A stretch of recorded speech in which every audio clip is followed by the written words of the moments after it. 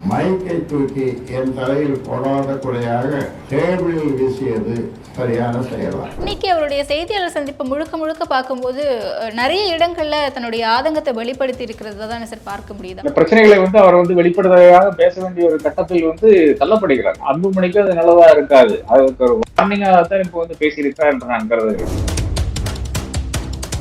அன்புமணிக்கு ஒரு formal grounding நிச்சயமாக அரசியல்ல கிடையாது, பாமகவிலும் கிடையாது. மகன் என்ற காரணத்தால் நின்றாரு. டாக்டர் கூறுகின்ற விஷயம் என்னவென்றால், என்னை காலை பிடித்தார், பாஜகவோட தான் போக வேண்டும் என்று சொன்னார், அதனால கூட்டணி வைத்துக் கொண்டோம் என்று தான் சொல்கிறார். அப்ப மகன் ஊழலில் ஈடுபட்டார் என்ற விஷயத்தை அவர் சொல்ல மாட்டேங்கிறார், தப்பு செய்தார் என்று மட்டும் தான் சொல்கிறார். தந்தைக்கு இன்னும் மகன் மேல பாசம் இருக்கிறது, அதை ஒட்டித்தான் அவர் பேசிக் கொண்டிருக்கிறார். டாக்டர் ஒரு மணி நேரத்துக்கு முன்னாடி தான் சொல்றாரு, முகுந்தன் அதே பொசிஷன்ல நீடிப்பார் என்று சொன்னது பிறகு கூட இவர் இப்போ ராஜினாமா கிடைத்தே முகுந்தன் எழுதி கொடுத்தாரு. டாக்டர் ஐயா இப்போ அவர் எங்க போய் மூஞ்சி வச்சுப்பாரு. முக்கிய பிரச்சனை என்னன்னு பாத்தீங்கன்னா, அன்புமணிக்கு இப்போ பதவி தேவைப்படுறது. அவர் எம்பி சீட்ல இருக்கணும்னு பாக்குறாரு. அன்புமணிக்கு தான் பிரச்சனையா வரும். அன்புமணிக்கு தான் பதவி ஆசை இருக்கிறது. தமிழகத்தில் இன்னைக்கு ஜாதி ஆதிக்கம் அதிகமாக இருக்கின்ற ஒரு சூழ்நிலையை தான் பார்த்து கொண்டிருக்கிறோம். அந்த சூழ்நிலையில் பாமகவுடைய இம்பார்ட்டன்ஸ் நிச்சயமாக இருக்கிறது. அவர்கள் யாரை விரும்புவார்கள் பாத்தீங்கன்னா, டாக்டர் ஐயா தான் விரும்புவார்கள். Meenakshi Academy of Higher Education and Research. Admissions open. Apply online. ஆச்சி பாதாம் ட்ரிங்க். ஆச்சி பாதாம் ட்ரிங்க் ஒன்னு வாங்குனா ஒன்னு ஃப்ரீ. சம்மர் ஹாலிடேஸ் வந்தாச்சு, நம்ம ஜிடி ஹாலிடேஸும் வந்தாச்சு. GT holidays, south India's #1 travel brand. வணக்கம் சார். வணக்கம். ராமதாஸ் அவர்கள் கொஞ்ச நேரத்துக்கு முன்னாடி பரபரப்பான ஒரு ப்ரெஸ் மீட் கொடுத்துருக்காரு. அதில் அன்புமணி அவர்கள் மேலே பல்வேறு குற்றச்சாட்டுகளை முன் வச்சிருக்காரு. குறிப்பாக 35 வயதில் அவரை மத்திய அமைச்சர் ஆக்கியிருக்கக்கூடாது, நான் மிகப்பெரிய தப்பு பண்ணிட்டேன் அப்படின்ற மாதிரி ரொம்ப மனமுருக்கி பேசியிருக்காரு. இந்த செய்தியாளர் சந்திப்பை எப்படி சார் பார்க்கலாம்? நிச்சயமாக அந்த கேள்விகள் வரதான் செய்யும். இப்போ ராமதாஸ் பொறுத்தவரை நிச்சயமாக அவர் கட்சியை நிறுவினார். அந்த சமயத்துல என்ன சொன்னான்னு பாத்தீங்கன்னா, என் குடும்பத்திலிருந்து யாரும் வரமாட்டார்கள், கட்சி பொறுப்புல இருக்க மாட்டார்கள், அதே மாதிரி அரசாங்கத்திலையும் பொறுப்புகள் இருக்க மாட்டார்கள் என்று கூறினார். குடும்பத்திலிருந்து வரமாட்டாங்க. அதான் அவர் செய்த முதல் தவறு என்று நான் கருதுகிறேன். அதை இன்னைக்கு குறிப்பிட்டிருக்கிறார். இந்த குடும்பத்திலிருந்து வரக்கூடாதுன்னெல்லாம் நான் சொல்லிட்டு இருந்தேன், இருந்தாலும் அதுக்கு மாறா கொண்டு வந்தேன் எல்லாம் நீங்க சொல்றாரு. அப்ப இன்னைக்கு அவருக்கு புரியுது அது பண்ண பெரிய தவறு என்று அவருக்கு புரியுது. அது ஒண்ணு. ரெண்டாவதாக இப்போ ஒரு கட்சியினுடைய நிறுவனர் இல்லை என்றால் அந்த கட்சியினுடைய தலைவனுடைய மகன் ஒரு கட்சிக்குள்ளால விட்டார். அதனுடைய பிரச்சனை என்னன்னு பாத்தீங்கன்னா, அது நிச்சயமாக பல நபர்களும் அந்த புது நபர்கிட்ட போய் நிற்பாங்க, மகன்கிட்ட போய் நிற்பாங்க, ஏதாச்சும் ஃபேவர்ஸ்க்காக போய் நிற்பாங்க. அதனால மகனுக்கு ஏற்கனவே, அதாவது சாதாரணமாக ஒரு நபர் ஒர்க் பண்ணிட்டு ஒரு கட்சியில பெரியாளா இருக்கும் ஒரு மகன், அதாவது நிறுவனனுடைய மகனோ இல்லை என்றால் அந்த மாதிரி ஒரு பிரசிடென்டுடைய மகனோ, கட்சியினுடைய தலைவருடைய மகனோ பெரியாளருக்கு ரொம்ப எளிதாக, அதாவது இருக்கின்ற தலைவர்கள் அவர்கள் போய் நிற்பாரு. அப்ப அன்புமணிக்கு ஒரு ஃபார்மல் கிரவுண்டிங் நிச்சயமாக அரசியல்ல கிடையாது, பாமகவிலையும் கிடையாது. மகன் என்ற காரணத்தால் நின்றாரு. அதே மாதிரிதான் அவரை மத்திய அமைச்சர் ஆக்கினதும் தவறு என்று இன்னைக்கு ராமதாஸ் சொல்லி கொண்டிருக்கிறார். அதுவும் நிச்சயமாக இப்ப பல இடங்கள்ல பார்த்திருக்கோம். அதாவது இளைஞர்கள் எந்த அளவுக்கு நீங்க அந்த மாதிரி ஒரு பொறுப்பு கொடுத்தால், ஒரு எக்ஸ்பீரியன்ஸ் இல்லாத ஒரு பொறுப்பு கொடுத்தால் அதுல அவருக்கு துரிதமாக பணி செய்ய முடியாது. இப்ப இளைஞர்களை எல்லா பொசிஷனுக்கும் கொண்டு வர வேண்டும் என்று சொல்றதெல்லாம் நமக்கு ஏற்றுக்கொள்ளக்கூடிய விஷயம் தான். ஆனால் முக்கியமான பொசிஷனுக்கு வரும்போது கொஞ்சம் எக்ஸ்பீரியன்ஸ் இருக்க வேண்டும். இன்னைக்கு ஏறத்தாழ பிஆர்எஸ் நடக்கின்ற பாரதிய ராஷ்டிர சபையில் நடக்கின்ற பிரச்சனைகள் தான் ஏறத்தாழ இன்னைக்கு பாமகலையும் நடந்து கொண்டிருக்கிறது என்றுதான் நான் காண்கிறேன். பாமகவுல கொஞ்சம் வெளிப்படையா கொண்டிருக்கிறது. இன்னைக்கு தான் கவிதா கூட இதை பத்தி பேசி இருக்கிறார்கள் என்பதுதான் இந்த, அதாவது தகப்பனார் மகன் மகள் எல்லாம் ஒரே கட்சியில ஒரு பொறுப்புகள்ல இருந்தால் இருக்கின்ற பிரச்சனைகள் நம்ம எல்லா இடத்துலயும் பார்த்து கொண்டுதான் இருக்கோம். ஓகே, ஆனா மற்ற கட்சிகள்ல கூட இந்த மாதிரி பொது வெளியில யாருமே பேசலையே சார். இல்ல, இன்னைக்கு பொது வெளியில பேசியிருக்காங்க. கவிதா இன்னைக்கு பேசியிருக்காங்க, பொது வெளியில பேசியிருக்காங்க. அதை யார் தடுப்பது, யார் தமிழகத்துல சொல்றேன் சார். இது ரீஜனல் பார்ட்டிஸ் பத்தி பேசிட்டு இருக்காங்க. அப்ப ரீஜனல் கட்சியை பொறுத்தவரை பிரச்சனைகள் என்னன்னு பாத்தீங்கன்னா, பாஜக நீங்க அடமானம் வைக்கிறீங்களா இல்லையா, இதான் முக்கியமான கேள்வி. அது இன்னைக்கு கவிதா கேட்டு இருக்காங்க. அதே மாதிரி தான் இன்னைக்கு இங்க இருக்கின்ற டாக்டர் கேட்டு இருக்கிறாரு, என்ன பாஜக கிட்ட கொண்டு அடமானம் வச்சுட்டீங்கிறது மாதிரி தானே அவர் பேசிக் கொண்டிருக்கிறார். அப்ப அது ஒரு சென்ட்ரல் இஷ்யூவா இருக்கிறது, பாஜக ஒரு இஷ்யூவா இருக்கிறது, பாஜக ஒரு பிளேயராக இதுல மாறுகிறது.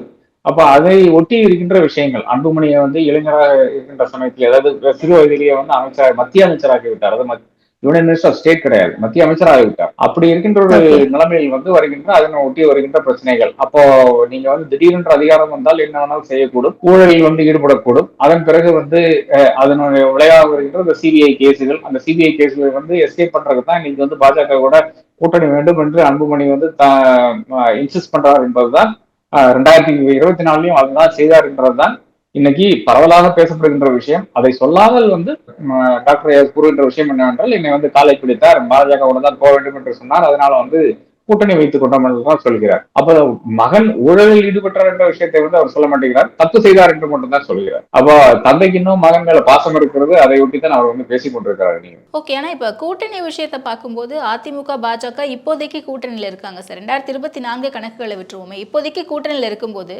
அன்புமணி ராமதாஸ் வந்து பாஜகவை தான் விரும்புறாரு, ஆனா இவர் ராமதாஸ் வந்து அதிமுக விரும்புறாரு அப்படின்ற பட்சத்துல இப்போ வரக்கூடிய தேர்தலில் இவங்களுடைய நிலைப்பாடு என்னவா இருக்கும்? எந்த கட்சியில போய் இவங்க கூட்டணி சேருவாங்க அப்படின்ற கேள்விகள் இருக்குல்ல சார், இப்படி முரண்களோட? நிச்சயமா அந்த கேள்விகள் இருக்கத்தான் செய்யும். ஏனென்றால் இப்போ வந்து கட்சி வந்து அன்புமணியோட இருக்கிறது, ஆனால் வாக்குகள் வந்து ராமதாஸ் பெரியவர்களோட தான் இருக்கிறது.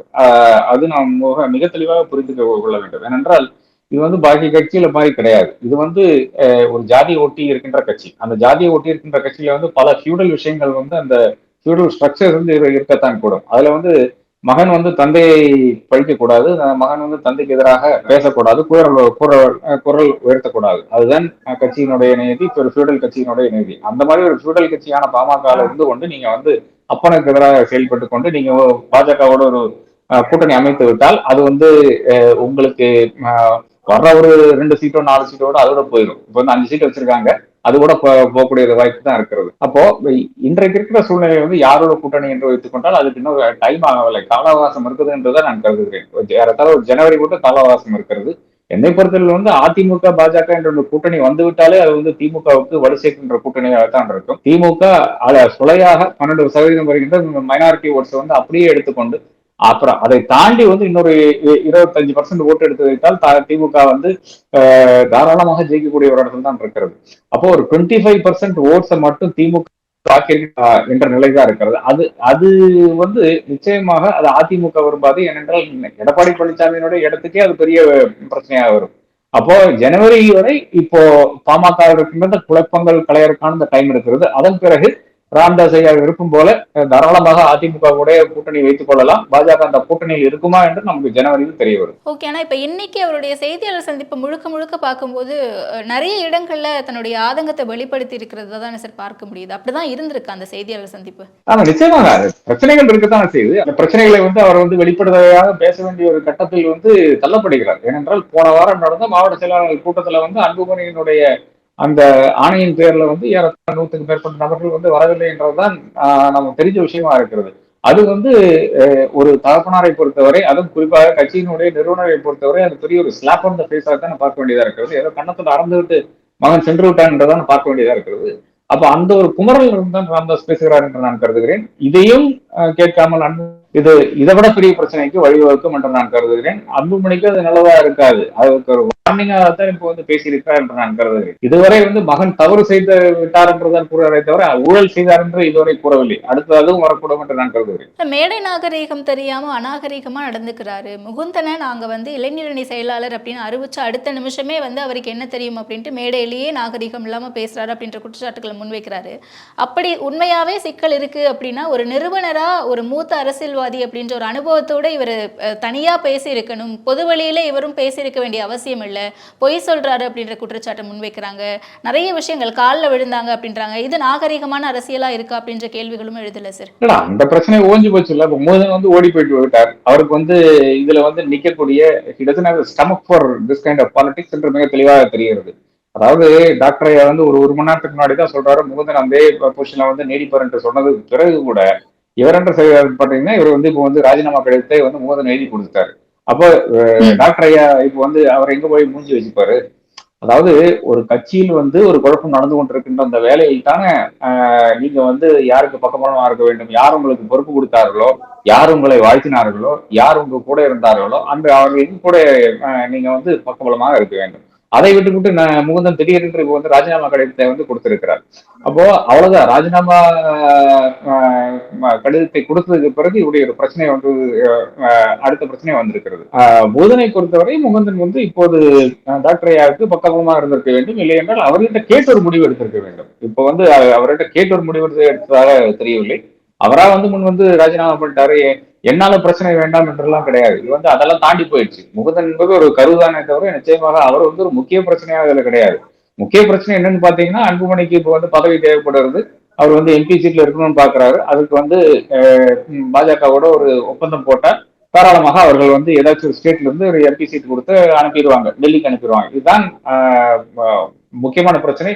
முகுந்தன் ஒரு சைட் ஷோவா தான் இருக்கிறது.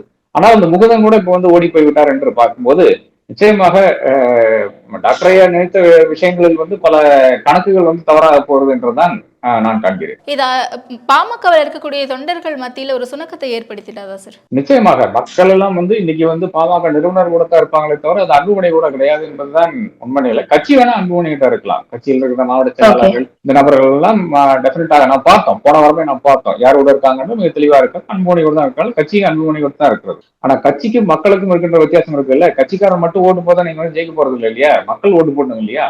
அந்த மக்கள் வந்து என்னை பொறுத்தளவு வந்து அந்த பாமக ஓட்டுனா வண்டியா மக்கள் வந்து இன்னைக்கு வந்து டாக்டர் ஐயா கூட தான் இருக்கிறாங்க. டாக்டர் ஐயா சொல்ற விஷயங்களை தான் அவர்கள் செய்வார்கள் என்றுதான் நான் கருதுகிறேன். அப்படி இருக்கும்போது அது இப்ப யாருக்கு அது பிரச்சனையாக வருதுன்னு பாத்தீங்கன்னா, அன்புமணிக்கு தான் பிரச்சனையா வரும். அன்புமணிக்கு தான் பதவி ஆசை இருக்கிறது, அன்புமணிக்கு தான் இதை வைத்துக்கொண்டு அடுத்த கட்டத்துக்கு பயணிக்க வேண்டும் என்று இருக்கிறது. அவருக்கு இன்னும் வந்து ஒரு பெரிய வயசாகவில்லை, 56 நினைக்கிறேன். தாராளமாக இன்னும் வயசு இருக்கிறது. டாக்டர் ஐயாவுக்கு வந்து 87 வயசு. பெரிதாக ஒன்றும் இனி அவர் சாதிக்க வேண்டிய அவசியம் கிடையாது. ஒரு கட்சியை நிறுவி அந்த கட்சியை என்னென்ன செய்ய முடியும் என்றெல்லாம் அவர் வந்து சாதித்து காட்டிவிட்டார். அப்போ யாருடைய நீட் இருக்கிறதோ, யாருக்கு அந்த தேவை இருக்கிறதோ அவர்கள் தான் பணிந்து போக வேண்டும். என்னை பொறுத்தவரை அளவில் வந்து இன்னைக்கு அன்புமணிக்கு தான் அந்த தேவை இருக்கிறதை தவிர டாக்டர் கிடையாது, அன்புமணி தான் பணிந்து போக வேண்டும். ஓகே. அண்ட் இப்போ அதிமுக தரப்புல இருந்து மாவட்ட செயலாளர்கள் கூட்டம் நடந்துட்டு இருக்கு. பாமகவில் நடக்கக்கூடிய இந்த சிக்கல், ஏன்னா அவர் குறிப்பிட்டு மென்ஷன் பண்ணி சொல்றாரு, ஒருவேளை அதிமுகவோட கூட்டணி போயிருந்தா கூட்டணி பலமா இருந்திருக்கும், நம்ம வந்து கிட்டத்தட்ட 3 இடங்கள் நம்மளே வெற்றி பெற்றிருப்போம், அண்ட் மொத்தமா சேர்த்து 6-7 இடங்கள் வெற்றி பெற்றிருக்க வாய்ப்பு இருக்கு அதிமுக பாமக இணைந்து அப்படின்னு சொல்றாரு. இந்த கணக்குகள் சரிதானா? இது எப்படி ஒர்க் அவுட் ஆகும்? 2026ல பாசிபிலிட்டிஸ் இருந்தா கூட்டணி சேர்றதுக்கு? இல்லப்ப அந்த அதிமுக பாஜக கூட்டணி என்பது வந்து ஒரு வருட காலத்துக்கு முன்னாடி, தேர்தலுக்கு ஒரு வருட காலத்துக்கு முன்னாடியே உருவான கூட்டணி. இந்த கூட்டணியுடைய லாஜிக் எனக்கு புரியல, இன்னமும் புரியல. ஏன் இப்படி செய்தார்கள் என்றது ஒன்னே ஒண்ணுதான் தெரியுது என்னென்றால், அமித்ஷாவினுடைய மோடியினுடைய ஈகோ காரணமாகத்தான் இப்படி ஒரு கூட்டணி வந்ததாகத்தான் நான் காண்கிறேனே தவிர அதை தாண்டி ஒரு விஷயம் கிடையாது. அதாவது தமிழகத்தில் you will not be able to enslave the people of Tamil Nadu என்று ராகுல் காந்தி சொன்னதுக்கு இந்த அரசாங்கத்தில் 2026 வரப்போகின்ற அரசாங்கத்தில் வந்து அது அதிமுக அரசாங்கமாக இருக்க வேண்டும், அதுல வந்து சில பாஜக உறுப்பினர்கள் மந்திரிகளாக இருப்பார்கள் என்ற அந்த ஒரு ஈகோவின் காரணமாகத்தான் இப்ப வந்து மோடியும் அமித்ஷாவும் வந்து இந்த ஒரு கூட்டணி வைத்திருக்காகத்தான் நான் பார்க்கிறேன். ஏனென்றால் என்னை பொறுத்தவரை வந்து இப்போ ஒரு அரசியல் கட்சியை வந்து அந்த இடத்துல வந்து நீக்க வேண்டும் என்றால், குறிப்பாக திமுகவை நீக்க வேண்டும் என்றால், நிச்சயமாக நீங்க வந்து பாஜக ஒரு கட்சியோட இன்னொரு கட்சியோட போய் நீங்க கூட்டணி வைத்தால் முடியாது. திமுகவை இன்றைக்கு இருக்கின்ற சூழ்நிலையில் வந்து நீக்க வேண்டும் என்றால் அதிமுகவினுடைய கரங்களை வந்து வலுப்படுத்த வேண்டும். அதற்கு அப்கோர்ஸ் ரெய்டு மாதிரி விஷயங்களை வந்து திமுக மேல பண்ணலாம். அதை தாண்டி அதிமுக என்ன கேட்கிறதோ அதை செய்து கொடுக்க வேண்டும். அதிமுக நிச்சயமாக 100% கேட்டிருக்காது பாஜக வந்து ஒரு கூட்டணி வேண்டும் என்று கேட்டிருக்காது. அதிமுகவை பொறுத்தவரை அதிமுக, பாமக, தேமுதிக, அதே மாதிரி விஜய், இந்த மாதிரி நபர்களை வந்து கூட்டி பயணிக்கின்ற ஒரு கூட்டணி தான் அவர்களுக்கு தேவைப்படுகிறது. அதுதான் வந்து இங்க ஒர்க் அவுட் ஆகும். ஏனென்றால் மைனாரிட்டிஸ் 12% இருக்கின்ற தமிழ்நாட்டில் இருக்கிற மைனாரிட்டிஸ் வந்து பாஜக எந்த சைடு இருக்கிறதோ அதற்கு நேர் எதிராகத்தான் வாக்களிக்க. ஜோசப் விஜய் என்ற விஜய் பேருத்தால் கூட அது ஒரு 3 ஆண்டு எலெக்ஷனுக்கு பிறகு அவர் எப்படி பயணிக்கிறாரோ, அவர் எப்படி செயல்படுகிறாரோ அதை பார்த்துதான் மைனாரிட்டிஸ் வந்து அவர் பக்கம் போய் நிற்பார்களே தவிர இன்றைக்கு நாளைக்கெல்லாம் போய் நிற்க மாட்டாங்க. சில இளைஞர்கள் தானே வாக்கு போடலாம், ஒரு 1% 2% ஓட்டு இளைஞர்களுக்கு போடலாம். அப்புறம் அவருடைய சப்போர்ட்டர்ஸ் பாக்கி கட்சியில் இருக்கிற அனைத்து கட்சியில் இருக்கிற சப்போர்ட்டர்ஸும் கூட போடலாம். அதனால ஒரு கணிசமான வாக்கு சதவீதம் அவர்களுக்கு வந்தால் கூட மைனாரிட்டிஸ் வந்து குறிப்பாக இன்றைக்கு இருக்கின்ற சூழ்நிலையில் வந்து திமுக காங்கிரஸ் கூட தான் நிற்பார்களே தவிர அவர்கள் வேற இடத்துல நிற்க மாட்டார்கள். அப்ப இந்த ஒரு சூழ்நிலையில் வந்து நம்ம ஜனவரி மட்டும் நமக்கு டைம் இருக்கிறது மறுபடியும் அதான் சொல்றேன். பாமக உள்ள இருக்கின்ற பிரச்சனைகள் களைவதற்கும், அதே மாதிரி அதிமுக தலைமையிலான ஒரு கூட்டணி வந்து மறுபடியும் உருவாவதற்கான வாய்ப்பு இந்த கூட்டணி கிடையாது, இதை தாண்டியும் ஒரு கூட்டணி உருவாகும் என்ற அந்த நம்பிக்கை எதிர்பார்ப்பு எனக்கு இருக்கிறது. அடுத்த கட்ட நிலை என்னவா சார் இருக்கும்? பாமக வந்து பிளவுபட போகுதா அப்படின்ற ஒரு கேள்வியை தொடர்ந்து பலரும் எழுப்பிட்டு வந்துட்டு இருக்காங்க.